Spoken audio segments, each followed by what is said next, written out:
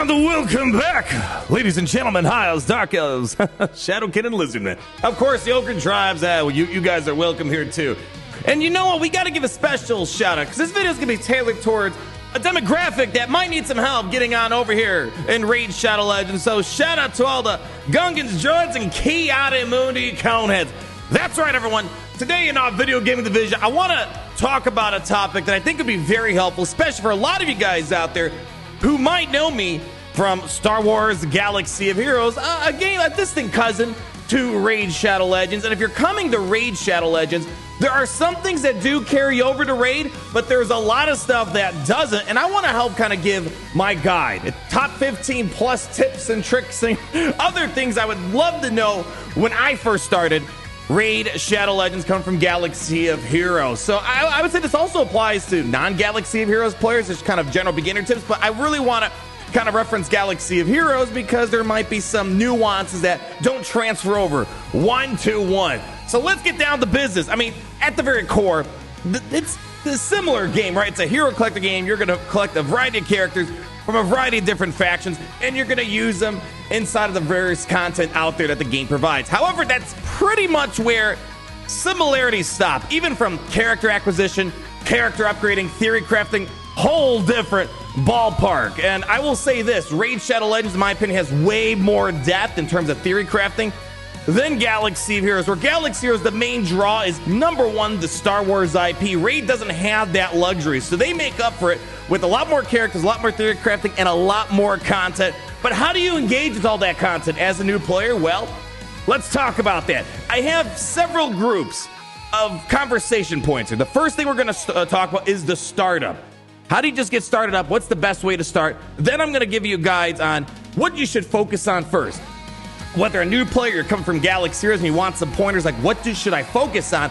Then we're going to talk about farming, progression, character acquisition, and then I kind of got like a bonus category once we're done with all that. So everybody, we got a lot to talk about. It's going to be probably a lengthier video, more than usual, so hopefully it's a helpful video, because let me tell you, when I first started playing Raid, when Raid Shadow Legends first came out many years ago, I just kind of dabbled in it here and there, and I regret not starting Raid a lot earlier in a more hardcore fashion. And we're coming up to 2 years where I've been playing Raid daily, and I feel like I'm able to speak a bit more with professional opinion, I should say, on how to get going in Raid Shadow Legends. So first things first, before you do anything, before you even go to the App Store, the Plarium Play app, whatever it might be, you are doing yourself a massive disservice in this first point of the startup conversation if you do not look for a new player startup package. If you're just downloading the game raw with nothing else, you are going to be at a huge disadvantage compared to other new players who know what they're looking for. And what I mean by a new player package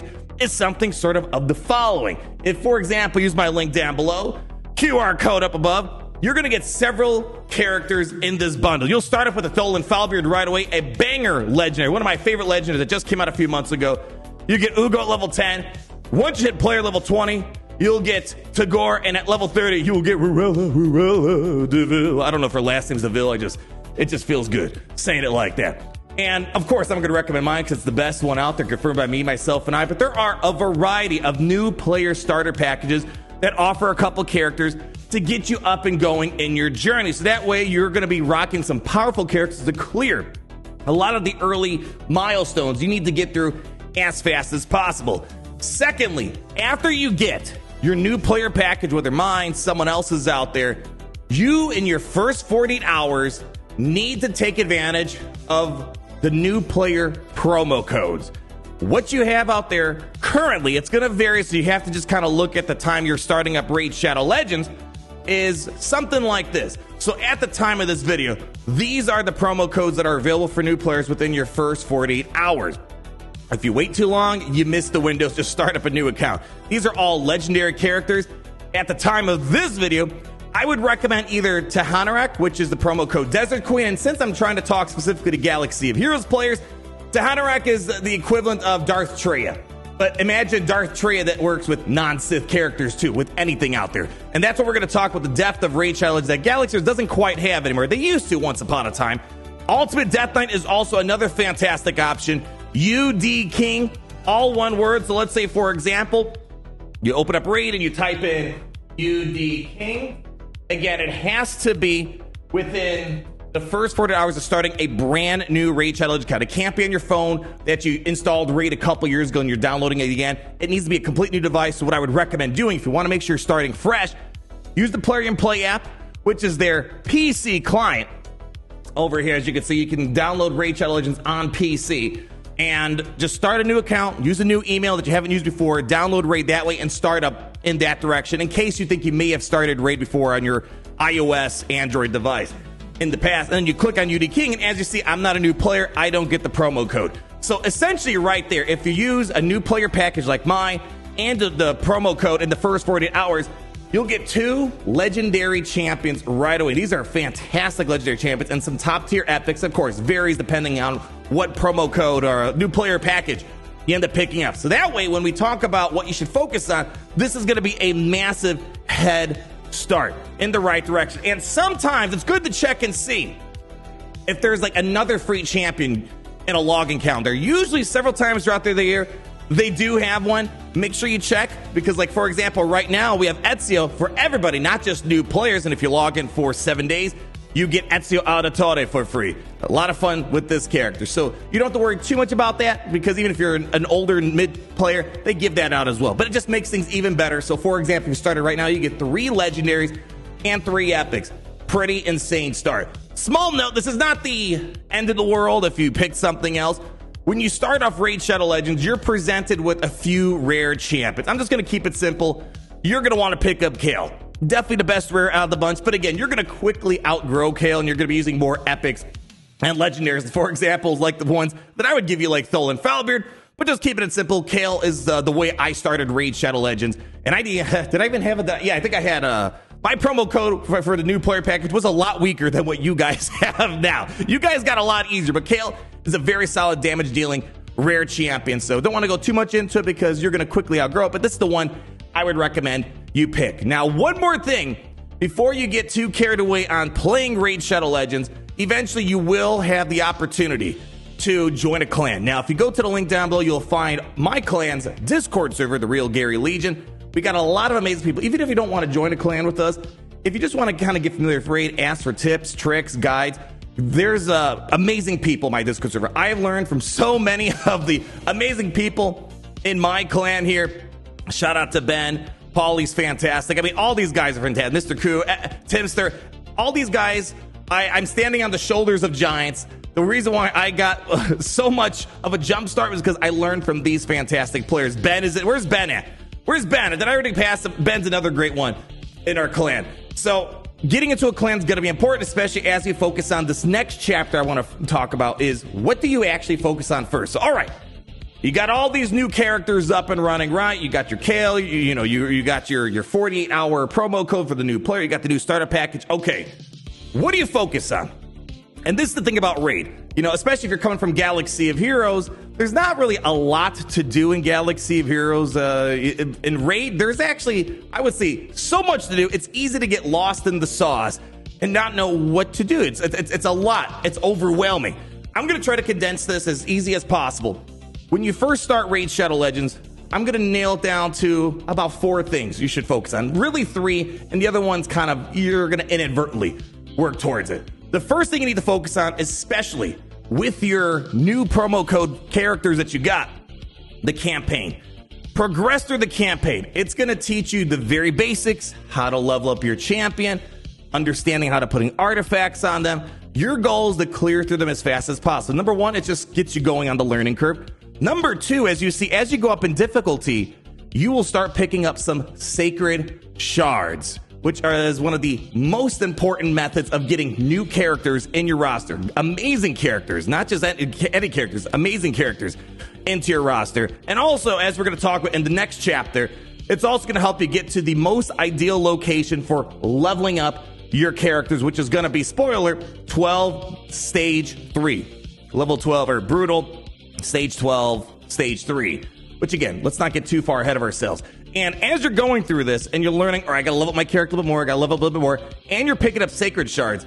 When you first start Raid, kind of a small point, it's not the end of the world if you don't do this.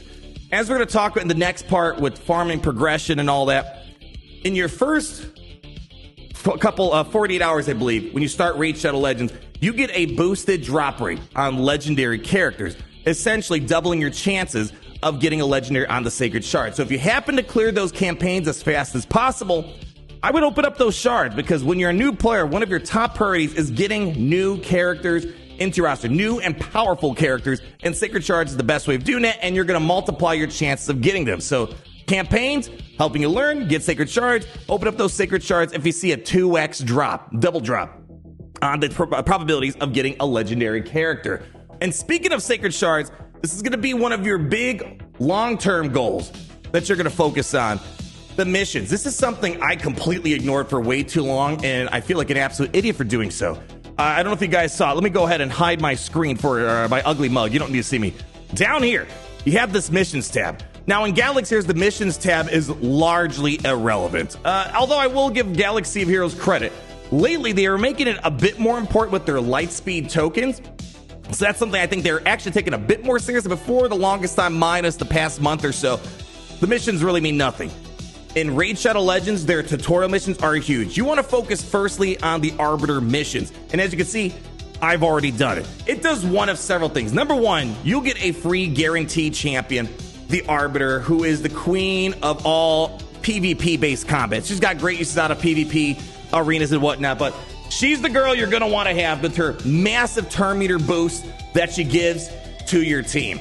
But furthermore, beyond just the character that you get, there are several chapters, as you can see down here. You see a part 4 out of 4. You're going to start at part 1 out of 4. And what happens is you're going to be guided through a variety of different missions that essentially guide you through playing Raid Shadow Legends. So many things would have been so much clearer to me if I knew to do the Arbiter missions. It's your deeper tutorial into the game. Hey, go ahead and fuse a champion, right? And there'll be some really easy stuff to fuse. Hey, beat this mission, right? Oh, upgrade this to this level. And it starts getting you into the rhythm for how the Raid Shadow Legends moment-to-moment experience works. I took about 6 months before I realized, oh, shoot, I need to be doing these missions. I didn't realize this, right? It wasn't really told to me. I'm telling you guys so you guys avoid the mistakes that I made. And that's really where a lot of this comes from, right? Things that I didn't do, hopefully you guys do. So, free champion, also a lot of great rewards like Sacred Shards and books, which we'll talk more about that in a little bit. And now the other thing you want to focus on. So as you're playing Raid, you're leveling up those, especially those newer champions you're putting together. One of your other early long-term goals, right? I say long-term, but it's really your long-term goal in the early stage of playing Raid Shadow Legends. And this is why you also need to be in a good clan, the Demon Lord. This, to put it in Galaxy of Heroes terms, it's sort of like the Rancor Raid. However, unfortunately, one of the things that makes me sad about Galaxy is they made the Rancor Raid completely obsolete. This, one of the original pieces of content in Raid Shadow Legends, is still pivotal to this day, not just for a new player, and again, building that mastery curve of understanding Raid, the theory crafting, putting the characters together, how to tackle a variety of the content in game. It's important for your Sacred Shard pipeline, and your goal ultimately is to build a team that can get to Ultra Nightmare. And this is the beauty about Raid, that Galaxy has lost the plot, unfortunately. There are hundreds and hundreds of combinations of characters to get to that end goal of being able to do the Ultra Nightmare. And ultimately, you want to get to that Transcendent Chest, which you need over 70 million points on the Ultra Nightmare difficulty. And why, you may ask? Well, here, let's go ahead and claim my rewards. Let's see if maybe I get lucky here. Didn't get anything there, but as you can see, I am getting other rarities of shards, as we'll talk about. We got an ancient shard that we just picked up. Come on, let's see. All right, it's not in the cards today, but I'll show you why you want to work your way up to this. If you go check out the drop info, this is where one of your main pipelines of getting Sacred Shards for free comes from. On average, if you happen to max out this chest every single day, it's a daily thing that happens. So, and eventually the good news is once you kind of get past a certain difficulty, you can sim it so you don't have to play it manually all the time. So you play it manually to get it right, get the score, then you sim it. On average monthly, you're looking at statistically about 10 Sacred Shards you get into your roster every single month. And we'll talk about when to utilize them. And even when you're not getting Sacred Shards, Void Shards are very important. Ancient Shards are also important. All this stuff is very important for your roster. So I love the fact that Raid Shadow Legends made old content still incredibly relevant, but also once you master it, you were able to just sim it and move on to the next important stuff. They did a very great job when it comes to that. The other difficulties are fine as you move along. The good news is You get multiple keys per day. We'll talk about artifacts in a little bit. That's kind of a whole can of worms on its own. We'll keep it simple as we move down the road here. But ultimately, as you can see, if you go to Ultimate Chest, you do have a chance of getting a Sacred Shard, and I have gotten some, but you're not going to get as high of a probability of getting a Sacred Shard in the Nightmare difficulty versus Ultra Nightmare difficulty. And what are the teams that beat the clan boss? You know, again, in Galaxy Heroes, for example, they put you on like a bowling alley, and they have rails up. There's not a lot of stuff you can do wrong. You only have, like, for example, the recent raid, they force you to either Pirates, Bad Batch, or Dark Side clones, and that's kind of it, right? In Raid, there are endless ways of beating the clan boss, and eventually we're going to talk about going to the Hell Hades website. We're kind of jumping the gun. This is going to be a powerful tool. It's essentially SWH.GG on incredible steroids, taking it to the next level and helping you kind of find those champions in your roster that's able to knock out not just this content, but a variety of other content here. So there's kind of a lot of stuff the clan boss. It's not like just farm this team, because now this goes into the next part. Getting characters into your roster and knowing which ones are good and how you progress them and all that. This is a key differentiator between Raid and Galaxy of Heroes. Some might like it, some might hate it. I'm kind of in between with both of it. Unlike Galaxy of Heroes, or let's say, for example, actually, I got to roll back. Thank you, Lady Mikage. This is something that you also, let's go back a little bit to the previous conversation. Another goal to have loosely in your mind, and this kind of filters its way into this, transitions into the next conversation we're going to have. Lady Mikage is a mythical fusion that everyone can get without having to worry about RNG getting her specifically. But in Raid Shadow Legends, there is a fusion system, right? And we'll talk about Cassandra. This is a limited time thing that's only going on right now. But Lady Mikage would be somewhere around here. As you open up character shards, you might be able to get the specific characters required to farm Lady Mikage. So just keep your eyes out for that one. There's not too many guaranteed ways of getting her, but they do some events periodically throughout the year that give you a higher chance of getting the characters you need to fuse Lady Mikage. She is essentially, the best way of putting it, is a galactic legend for Raid Shadow Legends. And she's a character that you can kind of set your eyes for and get towards her, whereas a lot of the other mythicals, like my Calamitous, Empress is actually, he's a guaranteed one. This one's RNG dependent, this one's RNG dependent. As you can see, I have two Lady Mikages because this was my first one, and I happened to pull another Lady Mikage down the road. So, whole different story. You could get duplicate characters in this game, which is kind of a fun thing. It's kind of hard to get duplicates for higher rarity champions, but it is possible. So anyways, Lady Mikage, as you're farming up characters, you're getting them, you might get her requirements. So it's, again, another long, early-term goal to keep in mind. And a long-term, early player goal to keep in mind. Get Lady Mikage. And now, with that said, let's talk about the character acquisition part. So, again, I almost put the cart before the horse there for a second. Character acquisition. It's important to talk about this. Pros and cons with it all. Galaxy of Heroes, for the most part, if you want to farm a character, there's a specific path you can go and just get them. So if you want to farm, for example, minus some legendaries, of course, you want to farm Bosk, right? You go here, you search, okay, I can farm Bosk here. There's a guaranteed path for pretty much every single character. Some of them maybe not, but grand majority of them, you can. Raid Shadow Legends, yes, there are some pathways to getting champions guaranteed. For example, like the Arbiter, Lady Mikage, sort of. Or, for example, there's other champions, like, for example, Empress the Anomaly. Something I know a lot of you guys from Galaxy Heroes miss, having a raid exclusive character. So you beat the Rancor, you get Han, you beat the AAT, you get Kenobi, you beat the Sith Raid, you get Traya. We have that in Raid Shadow Legends, where if you and your clan are mastering, for example, the Chimera, you'll be able to get Empress the Anomaly, a mythical champion. Or, for example, let's go ahead and find Mithrala. We'll pull her up here. This is what you get if you master the Hydra. It's cool, right? I'm so happy Raid does this. It's something, again, Galaxy Heroes lost the plot, and they had it, and they moved away from it, which breaks my heart a little bit. So there are guaranteed ways of getting champions, but by and large, even it's kind of inverse of Galaxy Heroes, where a very small minority of characters are hard to get, and the rest you could farm with a lot of time required. Raid is kind of the inverse, where you don't really know what you're going to get for the majority of your characters. Like, for the most of these, I did not ask for them. They just fell into my lap for the most part. And that's part of the excitement of Raid, but for some, it could be the frustration. On one side, it's exciting to get a new experience every time you start a new account. Like if I started a new account today, I promise you the legendaries I'd end up getting, or epics, would probably be a lot different, and some that I don't even have on my current account, because there are so many characters in the game. So it makes your roster feel truly unique, and starting up a new account feels like playing the game all over again from a different perspective, whereas Galaxy Heroes is very scripted, right? You got to get this team built up to get this character, then you take that character, build a new team, you get the next one. You know, Galaxy Heroes is very much a nesting doll type of game, which is part of the concern that I have with Galaxy Heroes. It takes a long time to get up and running in Galaxy of Heroes to finally say your mid-game, end-game, because there are so many nesting dolls, and it could take, you know, for example, years to just kind of get to a spot where you feel like you're in a semi-competitive spot, right?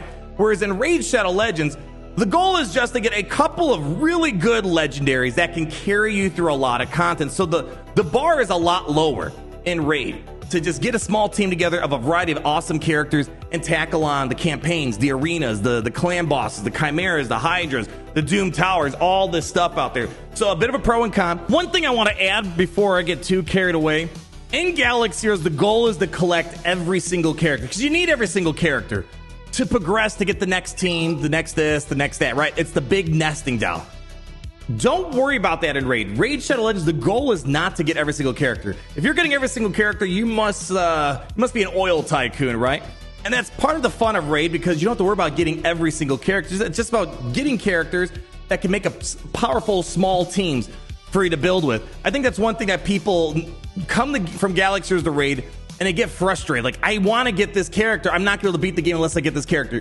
Get that mentality out. It doesn't work in Raid Shadow Legends. Again, for better, for worse. I actually think it's nice, because one thing that's nice about Raid, you don't need to farm all the characters from 10 years ago to play the game now. You're just going to get a couple characters whenever they came out, and they'll help you in a variety of pieces of content. So, kind of a mini tip, don't worry about farming all the characters. Just worry about maximize your chances of getting characters. Even myself, I know I'm never going to have every single character in Raid Shadow Legends. It's impossible. And I think it's kind of nice having that lifted off my shoulder, where it's like, oh, I don't got to farm the past 10 years. And I think that's a strong point about Raid. Unlike Galaxy Heroes, where you need to catch up on years of old content, Raid doesn't work like that. I think the way to kind of put it, Raid Shadow Legends is sort of like, oh man, how do I put this? Whereas Galaxy Heroes is sort of like a long river, right? You got to start all the way here to get all the way to the end. Raid, it's sort of like a lazy river. It just kind of circles. You can hop in whenever. You're not behind. I mean, yeah, you got to build up characters, but just hop in whatever. You don't need to worry about catching up on old characters or missing all the characters from the past. It's one of those things you kind of got to put aside, because like some people ask, oh, how do I farm Leonardo? There's really no way of doing so. They also do monthly fusion events, which I'm going to talk more about later on. Every single month, they do a monthly fusion event, which requires certain characters to fuse them. So think of it as a monthly legendary event for those that play Galaxy of Heroes, right? You get 4 characters, you fuse them, boom. This is one of the best ways of getting a guaranteed legendary, but we'll talk more about fusions down the road. But for the most part, a grand majority of your characters are coming through the summoning portal and the various shards.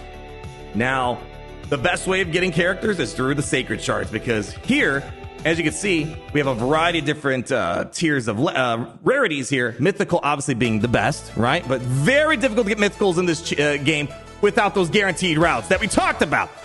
In the sacred shards, for example, you're going to be getting epics and legends, and that's primarily going to be where the majority of your good characters are coming from. Epics, legendaries. There are sometimes there's epics better than legendaries. Heck, I've seen rares better than legendaries. But for the most part, legendaries are reserved for the best characters in the game overall. But there are so many good epics. Rares, generally, it's rare to find a really good champion, but it's definitely possible. And then you have common and uncommons here. So this is where you're going to primarily get all of your characters. But the important thing is, when do you actually open up these shards? Because you just don't want to open them up whenever you get them. This is a huge thing that people miss out on. So ancient shards, let's go through all this real quick.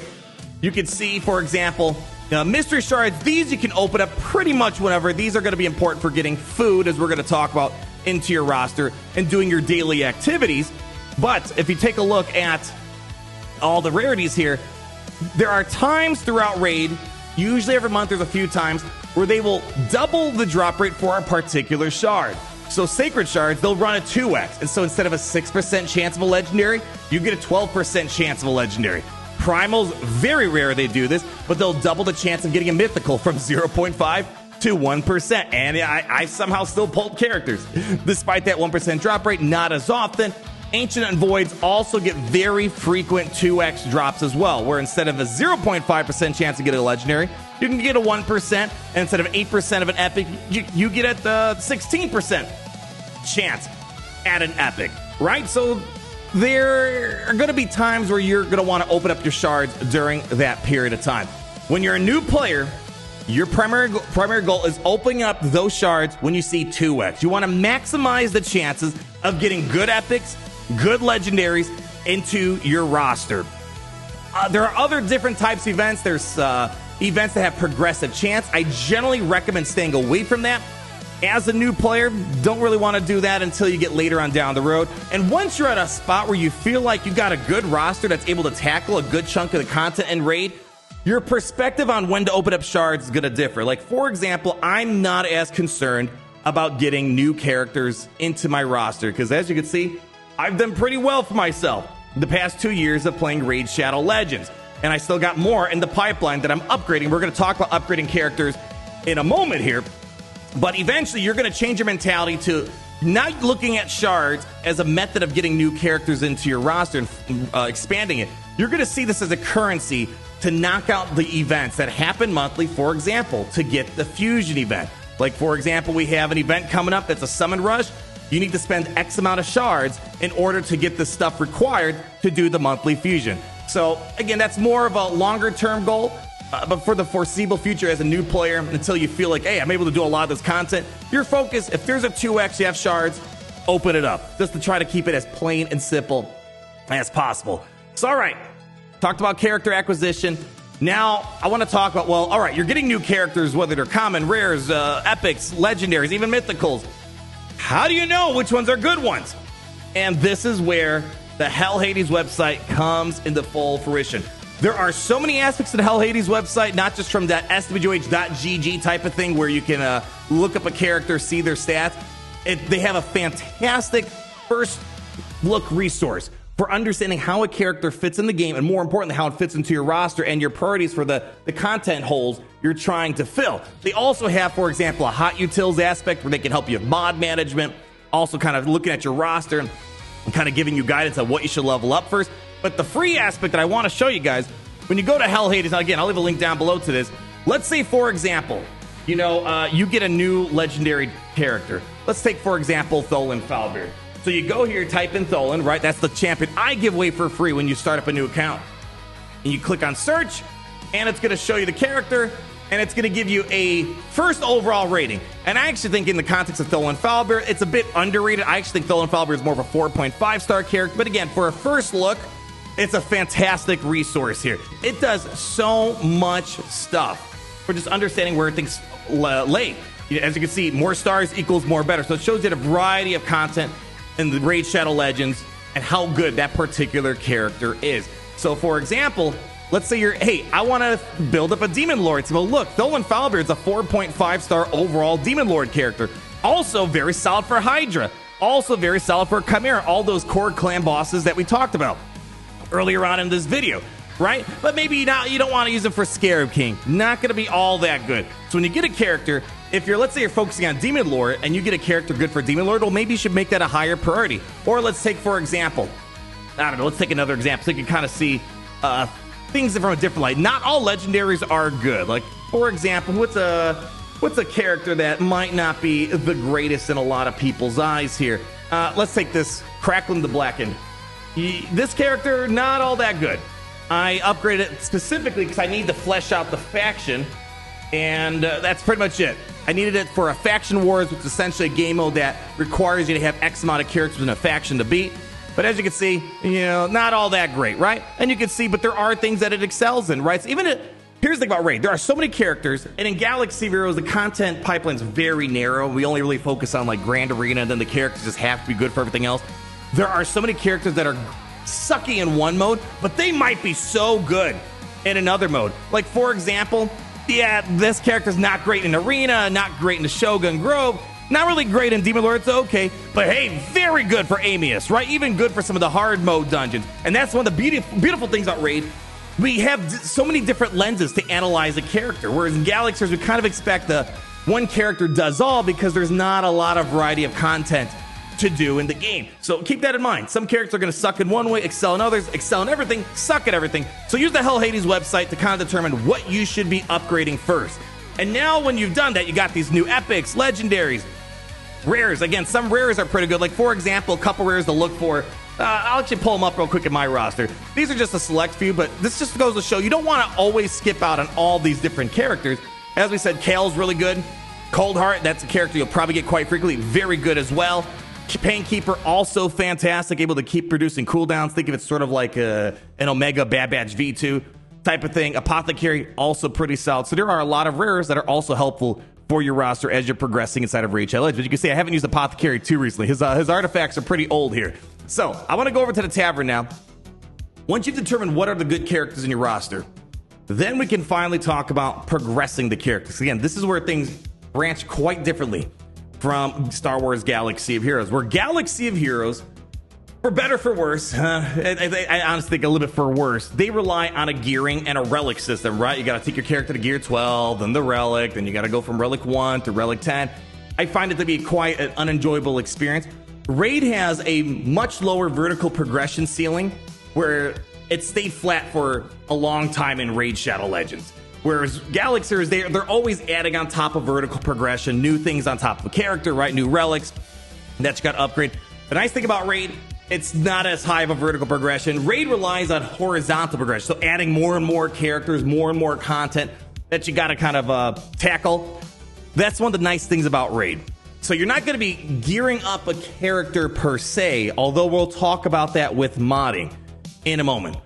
The way you engage with your characters and character progression is one of few things. We're going to kind of go by category. We're going to go by upgrade level, the upgrade ranks, upgrade skills, the ascension, as well as modding as well, which they call it. It's a bit confusing. It confused me at first. In Raid Shadow Legends, you'll hear people say how to gear your champion. We think of gearing as, oh, put a Carbonti on the character. It's a bit different. Gearing in Raid means modding in Galaxy of Heroes terms. And again, let's hold down the road. Let's first talk about upgrading a character level. So there are 6 stars in Raid Shadow Legends at the very most, ranging from 1 to 6. Wow, blew your minds, right? If you're a level 1 character, the highest level you can go is level 10. If you're a level 2, you go to 20. If you're level 3, if you're 3 stars, you go to level 30. If you're 4 stars, 40. 5 stars, 50. And ultimately 6 stars, you can go to a maximum level of 60. All right? Well, how do you level up the characters? Few ways of doing so. And then we're going to kind of start branching things off with how to look at characters from food and good. Good food. I don't know, whatever. So let's take, for example, this 2-star character. You have a few ways of upgrading the level. So we're at level 1. We have different affinities in this game of Raid Challenge, which probably should pause a little bit. So the affinities in Raid are very much like Pokemon, right? Where, for example, lightning beats water, water beats fire, fire beats grass, right? Raid Challenge has a degree of that as well, with 5 different affinities, ranging from spirit, magic, force. I'm missing a color. Well, we have void. Which color am I missing? Hold on. Which color am I missing here? I'm missing a color here. Oh, it's just 4. Okay. I thought there was a 5th color. So yeah, we have void, force, magic, spirit. And besides just the fact that one counters the other thing is you're going to get resources. And let's just show you this. You have these brews, as they're called. If you use a brew that matches the affinity, you can upgrade the level faster. So just to show, one brew takes this character to level 10. But if I use the blue brew, it's going to get you to level 8. So massive inefficiency. So I guess tip number 1, if you're going to use brews, which is the primary way of leveling up a lot of characters, you don't get as many of these brews as you'd probably like. And we're going to talk about the other ways of leveling. You want to make sure you're matching the affinity, plain and simple. There's also these XP barrels, very rare to come across. They even warn you, hey, are you sure you want to use it? It'll take the character straight to the max level. I recommend saving these exclusively for 6-star characters, right? So use brews to upgrade a champion, right? Other thing you could do, you could sacrifice characters to level up a champion's, just their actual level. Now, this one I generally don't recommend doing as much. And number 1, this is where we got to talk about food and not food. So when I say not food, those are your good characters, right? You went to the Hell Hades page, you saw, oh, this is a good character. It's got use for me in the variety piece of content out there. All right. You don't want to sacrifice that character to level up another character. But there are a lot of characters, especially commons, you know, some rares, and then uncommons, that you're just going to want to throw away and use as food to upgrade. So you're going to consume some characters to upgrade another. So what I could do, for example, is instead of using brews, I could just sacrifice other characters. But as you can see, you know, it's going to take quite a bit to level up this character. So I generally don't do this, but it's an option at your disposal. There are better ways of using these low rarity garbage characters, and we're going to talk about that in a moment.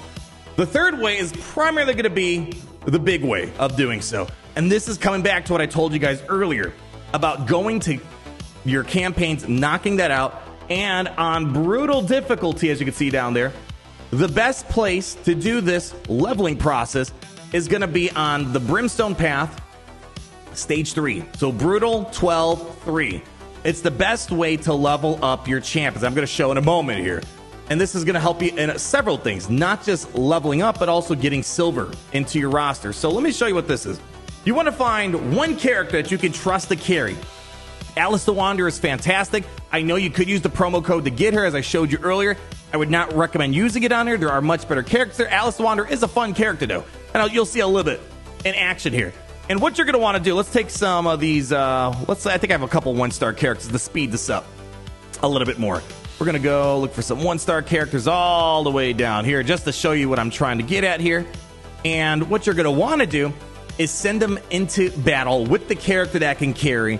And that character, when she's clearing or whatever character is going to clear, it's kind of like Pokemon, right? When you finish a battle, your other Pokemon are getting legend or experience gains. I don't think in the OG Pokemon games it worked like that. It was only the one that fought the battle. But in later games, eventually, whatever won, the rest of the team would get some XP points while they're sitting in the background. Very similar to something like this here. So I'm just going to do start for right now. You're generally going to want to do this on auto battle in the future. But watch. So I'm going to throw it on auto. Alice the Wanderer is going to carry for me all the way through. And then once we're done with this battle, you are going to get experience on your character. So there we go. The battle's finished. And look at that. We're leveling up our characters. And this is generally the best cost to cost the best cost. Geez, Gary, what's the word I'm looking for? The best cost. Geez, I am like so fried in my brain right now. The best cost-effective way of doing so, because it does several things. Number one, you're getting silver, which is going to be very important for leveling up the mods on your characters primarily. Also important for summoning characters, but primarily leveling up the mods of your characters. You also get some mystery shards, which are important for getting more food into your roster. And even though these artifacts are generally garbage, you could sell them to get more silver. And as you can see, I'm going to roll it again. Actually, this is kind of inefficient to do it, but I'm just going to do it for the sake of the conversation. We're going to roll one more time, and you're going to see in a moment, we're going to hit the max level of these characters. And 3, 2, all right, hold on, okay. You're ruining my groove here. There we go. So even if all the characters die, you still get the level increases here. All right, and just to show you what this looks like from an efficiency standpoint, what you're going to do, let's get rid of these guys. No. Yes, I know. Okay, you're ruining my groove, Raid. You're ruining my groove. Let's get back on over there real quick. Throw in some one-star characters and go to the reserve vault. And again, it's going to be crazy. Even though it's a long video, there is so much more to learn about Raid once you even get past like this early steps of Raid Shadow Legends. And what you can do, let me go back here. I'm jumping the gun. There's a multi-battle down here. So unfortunately, Raid does not have a lot of simming. You got a multi-battle, which essentially the game's going to keep running and running and running and running and running. One of the downsides of Raid Shadow Legends that I'm not too fond of. I wish I could just sim the battles, but you can't. There are some things you can sim. But what you're going to want to do, you're just going to load up a bunch of these characters in here, and you're just going to throw it on auto. It's going to go on in the background, and let's do that. We're going to hit start, background, multi-battle. Cool. It's just going to run the background. It's going to level up my champions for me. I'm going to get silver, going to get XP points. And I want to talk about something as well. To maximize your XP gains, I recommend you time these campaign farms, as you're seeing right here, when you have XP boost. That's going to be, again, the best way of doing it, because look, you're getting 100% more XP. So that means you're spending less energy, right? That's a big reduction. So generally, when you're doing the login, this is, kind of goes without saying, when you're doing the daily login, throughout the course of it all, you are going to get an XP boost along the way. And you're going to want to try to time your campaign farms along with it to maximize your gains. Because especially if you're free to play, you don't want to just be spending energy all willy-nilly. You want to be making the most out of your energy gains. So getting an XP booster is the best time to do so. The Forge Pass also has some decent value because it'll also amplify your XP gains a bit more, get you a little bit more silver into your roster. So while we let that food cook in the background, let's go back into the tavern. So that was just leveling up the actual level. So in Galaxy of Heroes and Forge, I have all the characters up and running. But you guys know when you level up a character, you just put a bunch of training droids, a bunch of credits, boom. You go to level 85, you're done. Raid Shadow Legends has several ways of doing it in different ways. So let's just put it this way, a little bit more complicated than how Galaxy of Heroes does it. Now we got to talk about the upgrade the ranks. And what I mean by upgrading rank, how do you take a 1-star character to 2 stars, 2 to 3, 3 to 4, 4 to 5, and ultimately 5 to 6? And this is what I want to talk about here. Not all characters deserve to be a 6-star ranked champion, especially the food that you plan on just throwing away to help out your other champions level up. And again, this comes down to the Hell Hades page, for example, doing research on your characters. The gains are pretty massive. Going from, for example, a 5-star legendary, then going to 6 stars. But again, you want to make sure you're putting it on the very best characters, right? That's the most important thing. So understanding who's good to take to those higher ranks and who's bad to help those good characters go to the higher ranks is going to be very, very important. So let's hop back into the tavern real quick and show you how this works. I think I actually have an image I want to show you guys. This is kind of a good drawing that kind of gets the point across for how this works in Raid Shadow Legends. Down here is your 2 stars, right? Your 2-star characters, right? Because they're level 20. You put two of them together, and all right, you'll get a 3-star character. And then with a 3-star character, you put 3 of them together, and you get a 4-star character. And then if you put 4 4-star characters together, you get yourself a 5-star character. And let me show you what that looks like in application. So I think in a moment, our campaign farms should be done. Let's see if they should. Oh, we have 20 of them, so it might take a little bit of time. I'll wait till it hits 12. Let's see. All right, still going. So let it keep running. We'll use a different example. I think I have plenty of other food here, so I'm going to try my best to show a good example of this. Do I have a 1-star character that I can upgrade really quickly for you guys to show what I mean? A jelly beans. Let's go down here. And if anything, we'll just kind of take one manually, bring up the ranks. Here we go. Awesome. So we have Preacher. All right. So I'm going to rank her up because I want to help my 4-star champions get the 5 stars or my 5-star champions get the 6 stars. So let's do this. For the sake of the conversation, I will use some of those brews to level up. All right. Hey. We got to go all the way down. All right. Oh, she's already leveled up. Duh. So I already leveled her up. So now we're going to go to the upgrade rank tab. And what I'm going to do is I'm going to just sacrifice some of these other low-level foods to get up. As you can see, to go from a 1-star to 2 stars, I just got to sacrifice 1 character. Easy, right? Okay, so now look, she's reset to level 1.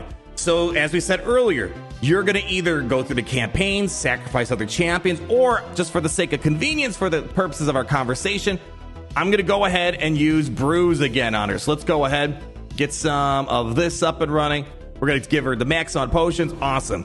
Now we're going to take her the 2 stars, and now we're going to go back and sacrifice other characters. So to get to 2 stars to 3 stars, I need to sacrifice 2 2-star characters. And we're going to do this. Now, for those that play Raid, you know I'm being a little bit inefficient. I'm trying to keep this simple for right now. I'll go a little bit deeper into like the bonus category for as you get more advanced, but I don't want to get too complicated. Let's go ahead, upgrade this. And I guess to kind of spoil what I'm saying, you should level up the food you're planning on sacrificing because there's a lot of points you can be given when doing specific events and tournaments that go on. Like, for example, there are usually champion training tournaments, champion training events, and you get points for leveling up your champions, ranking up your champions, and you have a bit of inefficiency for not leveling up the food that you're throwing away. So, all right, let's go ahead. We're going to take this champion now to 3 stars, level 30. There we go. Oh, wait, I didn't realize my face is still gone. There we go. You guys might, where's Donald? I don't know what's going on. Don't worry, I'm still here in spirit. I'm like talking to you guys. You can't see me. All right, we're at 3 stars, level 30. So I think you guys are seeing the pattern. How do I get now to 4 stars? Now what we're going to do is we're going to take three-star characters and take them as food, right? All these characters, I don't need to worry about them. They're not good for me. I don't need them. And again, I should technically level them up when there's a champion training tournament going on, like right now specifically, but I'm just trying to keep things simple. We're going to sacrifice it. You'll get a warning. Again, making sure you know what you're throwing away because you might need them for some other, for example, a fusion event, or maybe some other, they might just be a good rare champion. They just want to make sure you know what you're doing. Now we're at 4 stars. Let me just show you how this works now. We're going to go down here. Again, just keep using our brews. And as you can see, the cost for the brews keep going up because now we can hit a cap of level 40. Beautiful. And now I'm going to take my 4-star character to 5 stars. And I guess you guys know what's going on here. You want to take 4 4-star characters. And as you can see, I already leveled up my food here. So we're going to take these 4 characters. They're going to ask, are you sure you want to do this? And because this is a garbage character, I stop.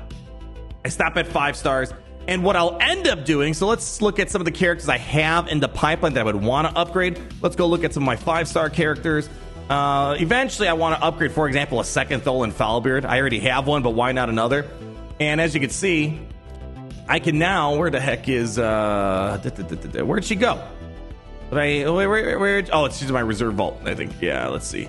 Yeah, so I need to then use my bad champ that leveled up. I'd give it to Tholan, and then he would turn to 6 stars. Or, for example, I could have used that 4. I could have kept that food at 4 stars, and maybe there was a 4-star epic. Like, let me give you an example of an epic character I'm planning on upgrading here soon, Seer.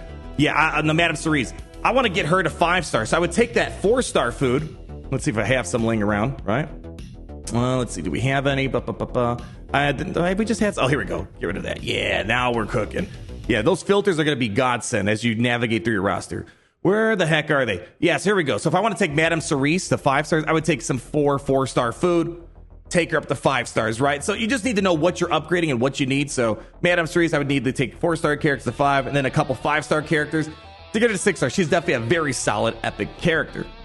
Now, there's another way of ranking up champions. It's going to be a bit more of a, let's just say a luxury.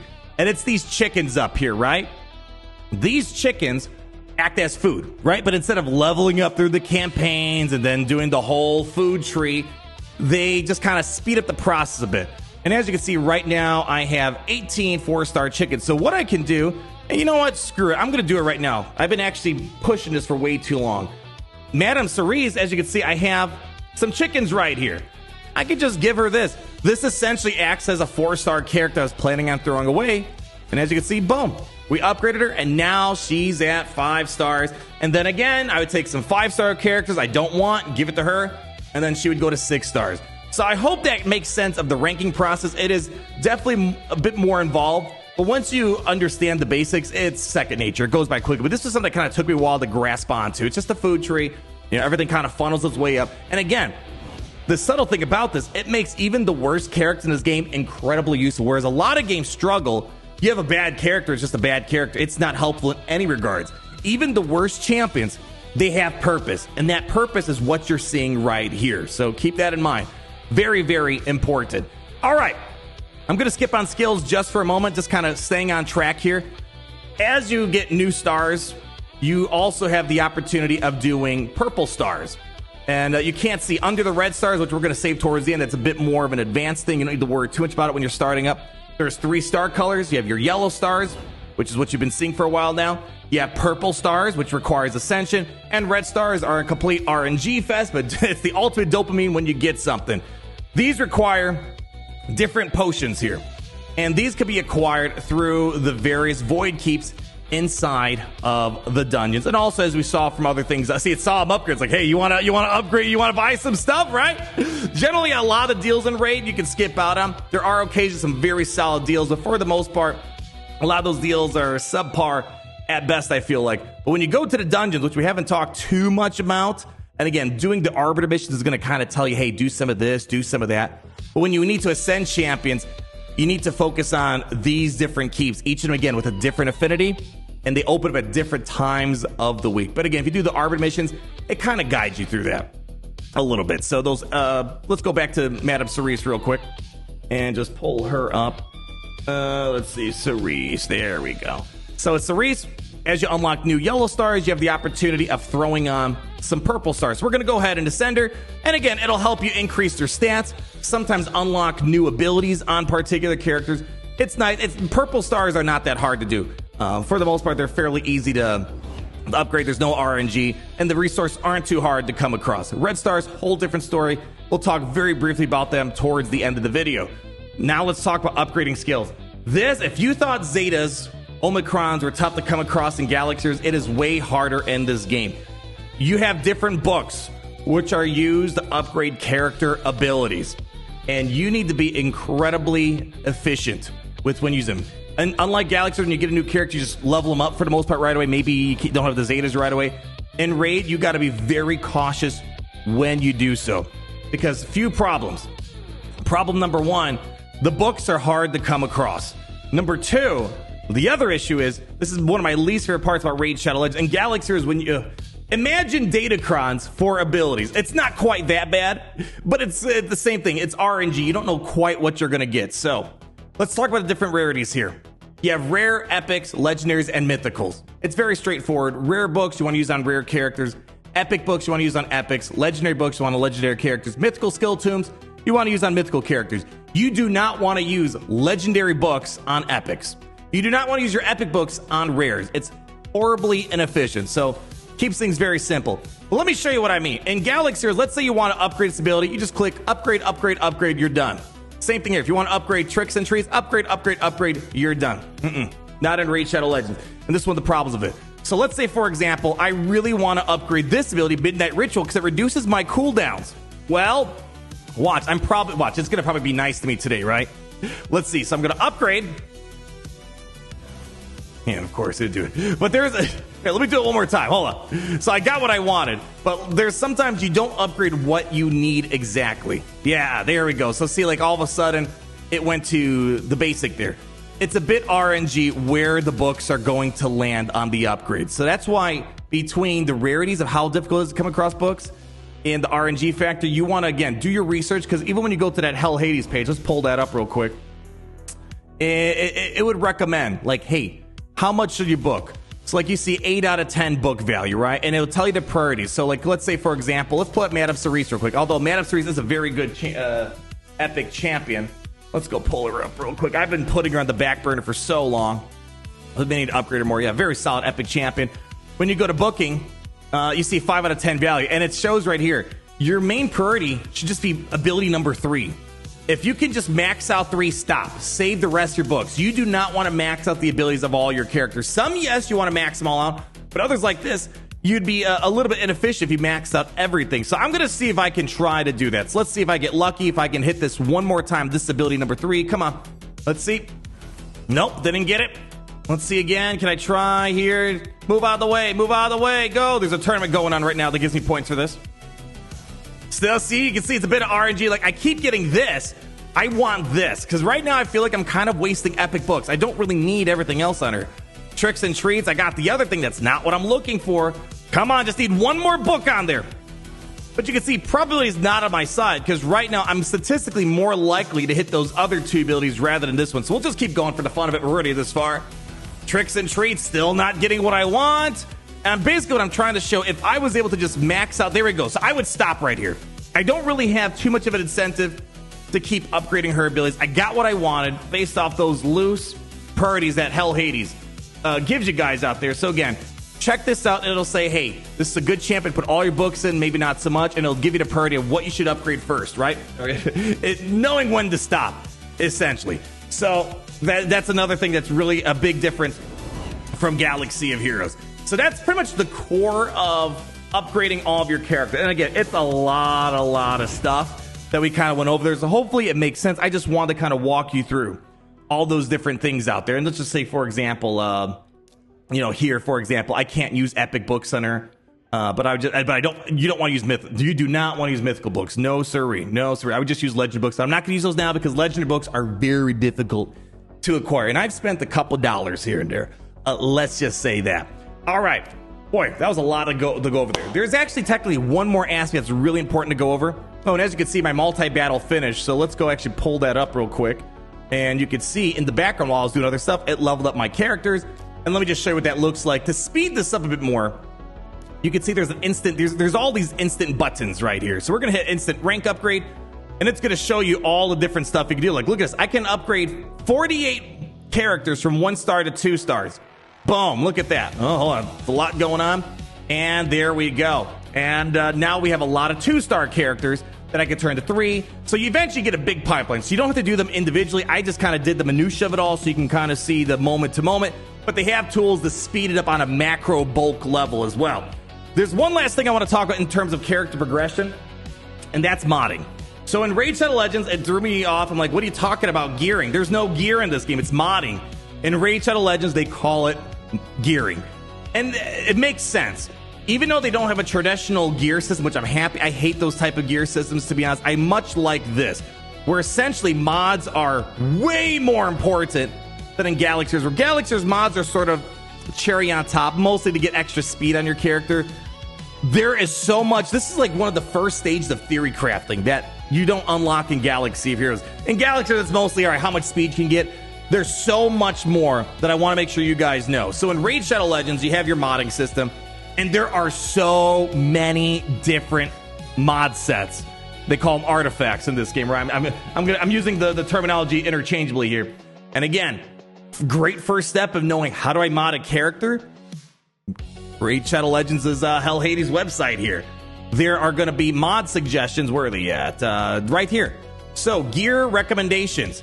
And they'll recommend, sometimes the character's really only PvE specific or PvP specific. They'll recommend what sets you would ideally want to have and what stats you want to prioritize. So, for example, Madame Cerise, speed, accuracy, perception. And I'm going to give you a point on accuracy in a moment. You might be like, what? Accuracy? Holy cow, accuracy was way more important than I realized when playing this game. And that's what you're going to focus on. But I want to say something, especially when you're starting off in Raid, it is pretty tough. And by the way, look at it. We have a 2,000 mod cap inventory. They keep raising it every year. And look, I'm still capping out at it. But here's the thing. In Raid Shadow Legends, you're going to be farming dungeons so much. You get way more artifacts than you do in Galaxy Heroes modding system. So it makes sense that they need a higher mod cap. And plus, there are way more characters too, right, that you have to upgrade. But anyways, it's easy to get bogged down and be like, oh, I need 4 speed sets. I need it. But it might be tough for you to have enough speed sets for all your characters. What I would recommend, especially early on, as you kind of flush out your artifact inventory, focus on the primary stats, primarily. And then as you get a bigger roster, then yeah, try to fill out the actual sets. So what I mean is, for example, let's go back to the Hell Hades website. Let's say you don't quite have enough speed sets, access to make the matching pairs. Focus on the priorities, the primary stats here, right? Getting accuracy, focusing on speed, getting your HP percentage up and running. That should take precedence in it all. And it's pretty similar to how Galaxy Heroes works, right? Where, for example, the top 3, they don't really change. This will always be a flat attack. This will always be HP. This will always be defense on the shield. These bottom 3, these could vary in what they can show up with. And if you go to the filter tab, it kind of shows you. So let's go to the gloves, for example. And we'll go to the primary stats. With the gloves, you can get these stats right here. And we're going to talk about the stats I would recommend. And again, it's going to be nuanced depending on what characters you plan on upgrading.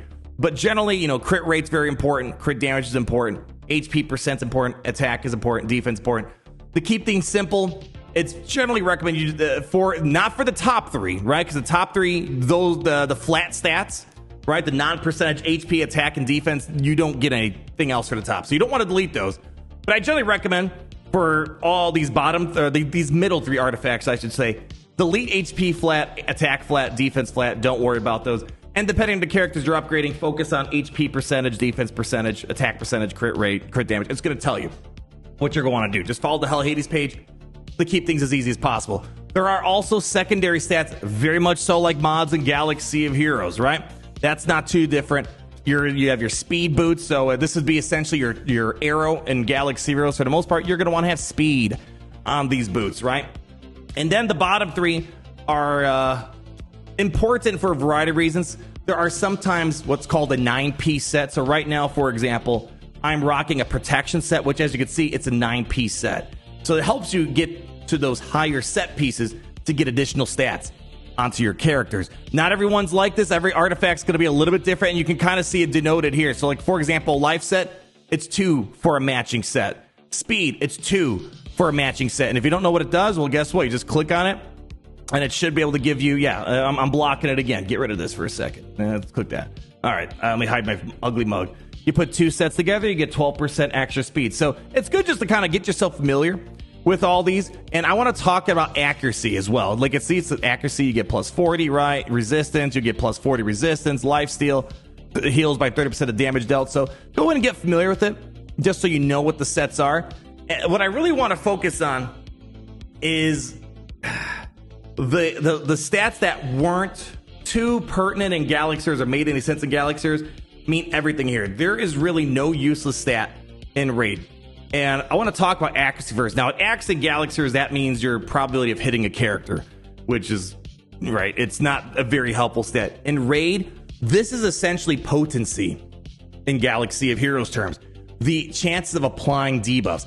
And there are oftentimes some very high thresholds on bosses and enemies that you need to overcome with a high accuracy. So, right, resistance is tenacity in Galaxy of Heroes. Accuracy is potency. And this is very important. Whereas in Galaxy, we don't really think too much about potency, except in some very niche situations like Dr. Aphra. Here, you need to put a lot of emphasis on accuracy for characters that matter, that apply a lot of debuffs. Like, for example, let me think of a character that doesn't really need a lot of accuracy. He-Man.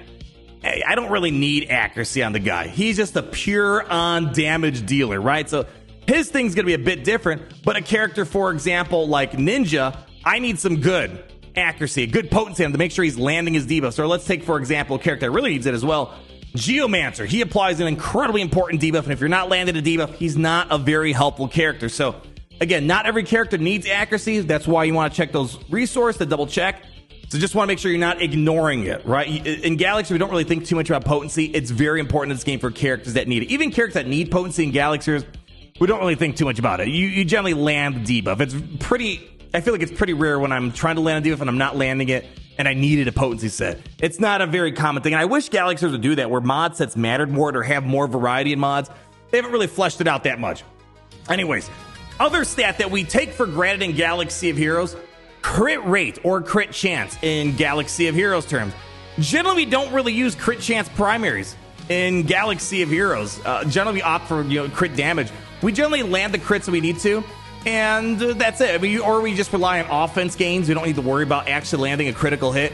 In Raid Shadow Legends, not having crit chance is the difference between hitting like a Skittle and hitting like a nuclear bomb. He-Man's a great example. I didn't realize I had him poorly modded for a while. I didn't have my crit rate at 100%. And sometimes he would hit and it would be a non-crit. And then my damage like quadrupled, I feel like, when I got the crit rate right, because that means you're hitting critical damage a lot more often. So keep that in mind. In Galaxiers, we take it for granted. We don't think too much about it. It's not a very important stat. In Raid, in the context of certain characters, especially your damage dealers, crit rate's very important. Every single character starts off with a 15% base crit rate.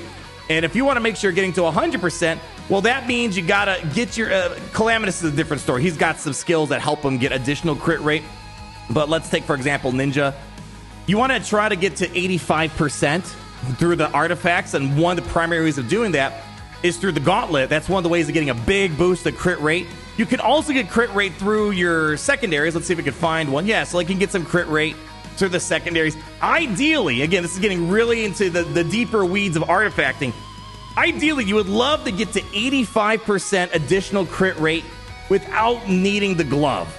And that's by just finding good artifacts that have it. And as you can see, I didn't really find any good ones. But some characters I'm able to get a good crit rate without the gloves. And then I can put something like crit damage. Let me see He-Man. Do I actually have it? Yeah, look at He-Man, for example.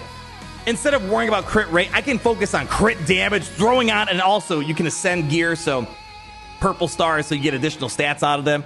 Again, that's kind of going a little bit farther. And again, if you follow the Arbiter missions, it'll guide you through all that stuff. I'm able to get massive damage. So I was able to get past that 85% needed on crit rate. So that way I can always land crits and maximize my damage. So please don't ignore that. Yes, speed is also the number one thing. It's a turn-based game, so more speed equals more turns, right? Plain and simple. But there are so many other stats that are important, whereas unfortunately Galaxy of Heroes, that game is mostly speed and making sure you have a good offense, right? There is a lot more that you need to balance with your stats.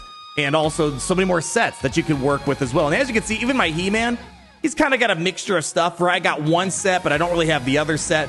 Again, it's more important to have the actual primary stats. And then if you can swing it, then try to get those sets matched. So again, we can go a lot deeper in this. Maybe that's a video for another time, but I want to give you kind of the overview on what to focus on, shooting for primary stats, and also not ignoring things like crit chance and accuracy. Those are very important. And of course, speed, attack, all that's important. But you understand that stuff transfers to Galaxy Heroes. Accuracy and crit rate does not. And I think that's the big thing I want to make sure I summarize here. So, I mean, for the most part, that is like the core of the important stuff I want to share. But I want to give you just a few more bonus stuff. And this is more as you get closer to mastering the beginning aspect of the game. You're understanding how to farm characters, you upgrade them, right? Doing the clan boss, doing the variety pieces of content, which again, all these different things, they all have different explanations to them and different guides. And actually, I should probably add one more thing. This is actually a bit more tricky.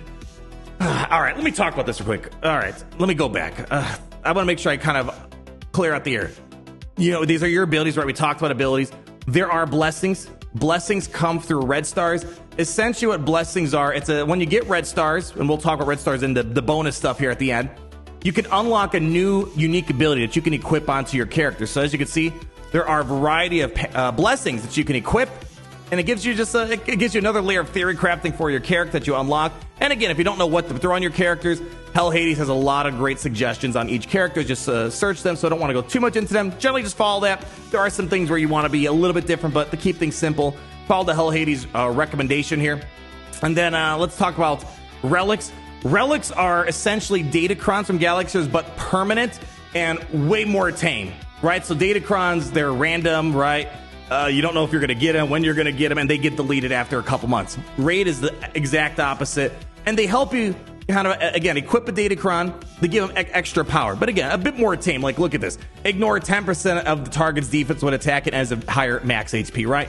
Nowhere as bonkers as a datacron, which makes sense if you're going to keep it a permanent feature of the game, and it also give you stats. And again, Hell Hades has suggestions on which relics to equip, but that's more of a later game type of thing. You also have masteries, which is essentially a lot of mini passives put together here. Which ones to equip? Again, use the Hell Hades page to give you a great overview on what to do. But as you can see, it'll give you additional crit rate, which helps you in a lot of regards, get some extra crit damage on your guys, right? They're all, again, this is the type of theory craft that I wish Galaxy Heroes had. It's like there's so many little finer points of details to really customize the characters in the way you want. And for example, I've like, sometimes you'll get duplicates. Maybe I want to, so this is my first Lady Macog that I fused. This is my one I just got like a few weeks ago. I haven't done any masters. I might build her for a completely different thing. As you see, I have red stars for both of them, and they both have different blessings, as you can see by the little indicator in the middle that shows the blessing that they have. So that's one of the nice things about getting duplicate characters. You can kind of tune them for different things, give them different relics, give them different masteries. All right. Again, now I just want to kind of bring that home, and the way to get the mastery scrolls. This is honestly one of the biggest pains. I find a hard time myself getting around to it. To get those mastery scrolls, you got to do the Minotaur's Labyrinth. Because there's so much to do in Raid, I generally find a hard time getting to this. You could spend 800 gems if you wanted to bypass all that. Let me just show you. So if I click on masteries and I want to do it, I could spend 800 gems. It's generally more cost effective if you just farm the Minotaur, farm your food, level up your food as we talked about, and have your characters. Actually, no, I'm sorry, back up. You do not want to farm food in the Minotaur. But let's say you just took a champion from 5 stars to 6 stars that you plan on using. You have, again, one character carry, and then as you beat it, you'll get these scrolls needed to upgrade the masters. Yeah, I almost made a big move. You do not want to put food inside the Minotaur's lair. But like, for example, I'm going to upgrade Ezio Auditore or Madame Cerise. You throw them in there, and then I'll have like Tholan Foulbeard or whomever carry you through. So that way they're leveling up, you're getting silver, and you're also getting the mastery scrolls. All right. Anyways, there's a lot of depth to this game. Lots and lots of depth. 3 additional things I want to talk about. As you get familiar, there's a lot to cover, right? And you're going through all this. There's a few things I would suggest looking into once you feel like you're master, you're doing great. The Arbor missions, the clan boss, all this stuff we talked about. One of them is, especially, as you're done with Arbiter, I highly recommend you do a fusion event. Every month there's always one, some better than others. do some research. There's always going to be videos, gameplay, people sharing their opinions on Reddit, whatever, about how good is the latest fusion. Like, for example, right now, Cassandra, not a lot of people talking amazing stuff about here. But, for example, we're coming to an anniversary for Raid soon. Generally, there's banger characters that come out. For example, like Lord Entertainer Fabian, Insane to the Membrane, right? So you always do research. But the reason why I recommend chasing for a fusion, it again kind of reinforces how to play Raid. Like, for example, if I check out the tournaments right now, it'll say, for example, do the Fire Knight tournament. And all right, you're going to go to Fire Knight tournament, and I'm going to get the pieces that I need to do the fusion. And part of Raid, it's like learning, all right, how do I do the Fire Knight? What characters do I need to do the Fire Knight, right? And it forces you to play all this content and figure out where your weak spots are and learn to master them, whether through gameplay knowledge or leveling up some other characters. So it's a great way to kind of get you again into the moment-to-moment experience of Raid Shadow Legends. Again, I feel like Raid, if you're not following a guide, you're not following a mission, it's easy just to kind of get caught into chaos of so much of going on. Doing things like the Arbiter missions, the events and tournaments, and the fusions more specifically as well, gives you structure and helps you learn the game, in my opinion. So you just got to be prepared. It's generally 2-3-ish weeks for chasing a fusion, and it requires, a lot of energy to get through a lot of stuff, right? So you got to farm the dungeons a lot. You need to open up some shards during key events, like, for example, the Summon Rush. That's going to be opening up in a couple hours as well. So I don't know if I'd recommend that as a brand new player because you have a lot of other stuff on your plate you got to figure out. But it's something, as you feel like you're in a good spot, give it a go. See, hey, can I do some of this dungeon stuff? Can I do some of these other tournament things? It's a great way of learning Raid Shadow Legends. And a tip I would give you guys, again, this is a whole other breed of conversation.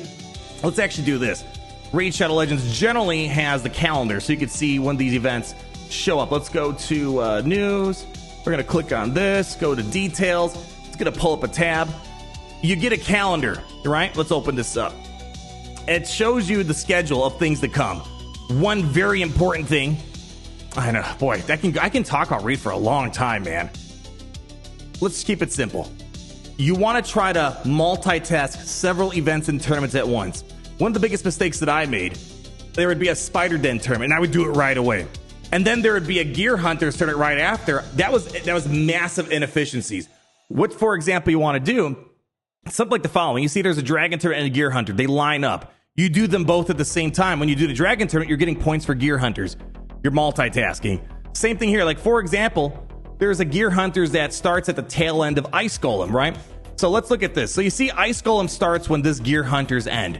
I would not recommend doing the Ice Golem tournament until the Gear Hunters pops up because now you're multitasking.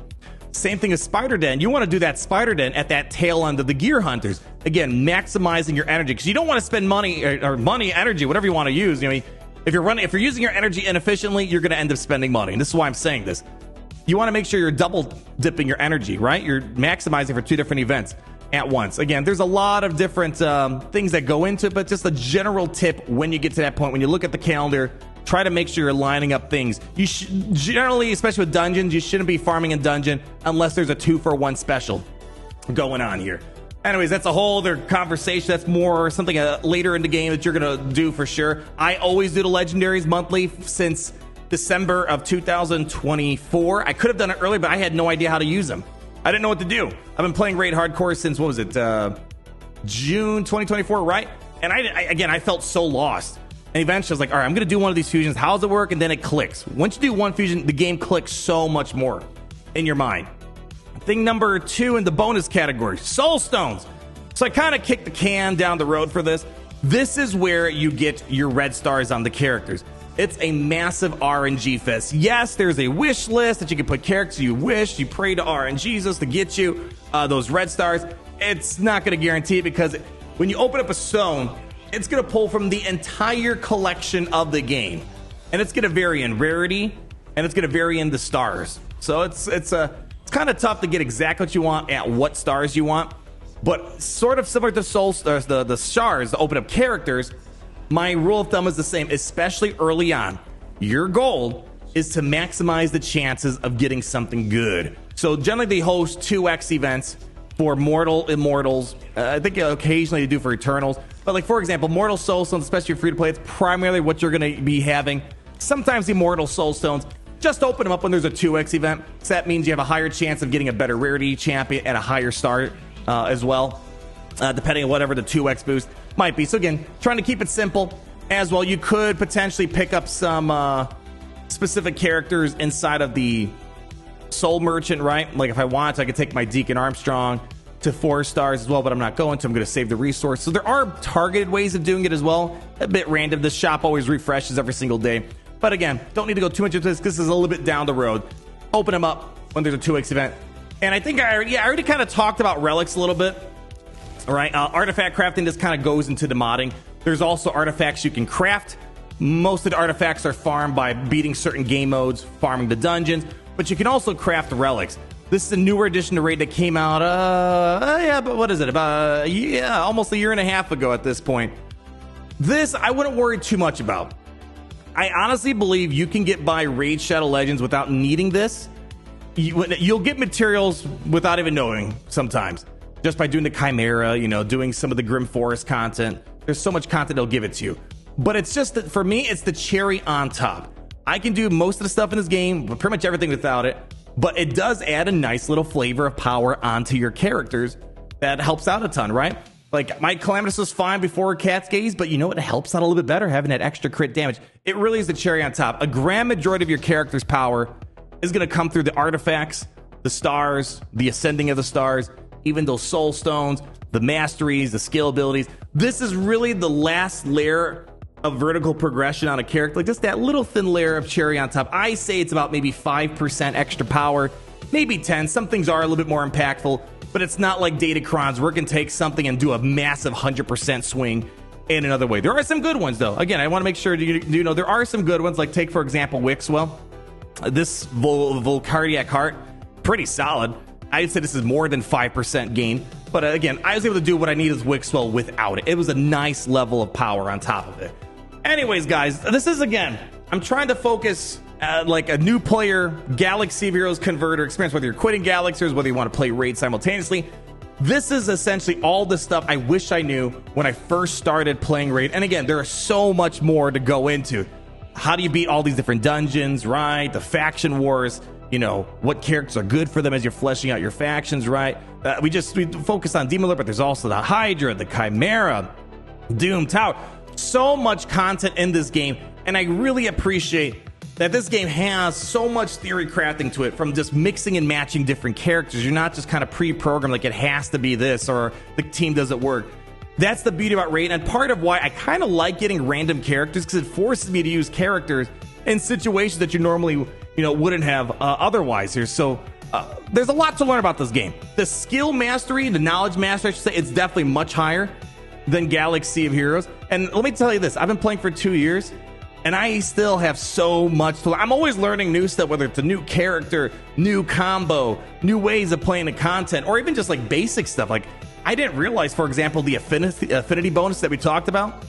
Just recently I found out that the stat changes are a lot more than what just meets the eye. It affects so many other things. Again, I made a video about that a while ago. Don't want to get too much into the weeds of it. There's so much to learn about this game that I really appreciate. And this is why at the end of the day, when I play Galaxy Heroes, Raid, and even other games like Marvel Strike Force, it gives you a wider view of these type of games, and it makes you say, man, I wish this game had this. I wish this game has that. I wish this game has that.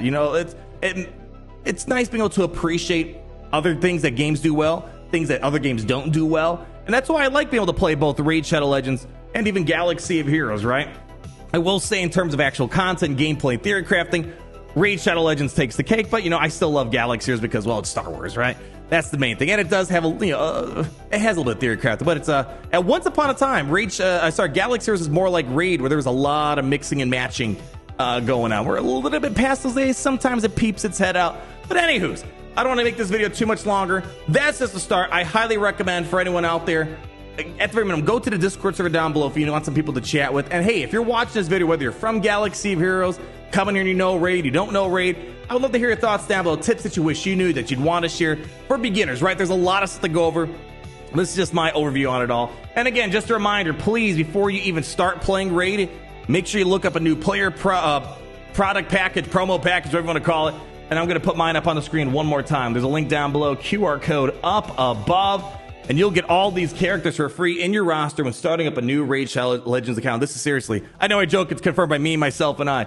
These are really, really, really awesome characters to start your journey. And remember, don't forget about that promo code within the first 48 hours. And you got several options here. Let me pull it up on the board one more time. Again, I recommend Desert Queen or UD King as the ones I would suggest for all you people out there. Everybody, thank you so much for stopping by. I appreciate you being here. There's a lot to learn this game, and just when you think you knew it all, there's always something more that Raid Shadow Legends is going to bring your way. Leave that like, comment down below, subscribe so you're not missing a thing, and until we meet again, always remember, it's great to be in the Empire today.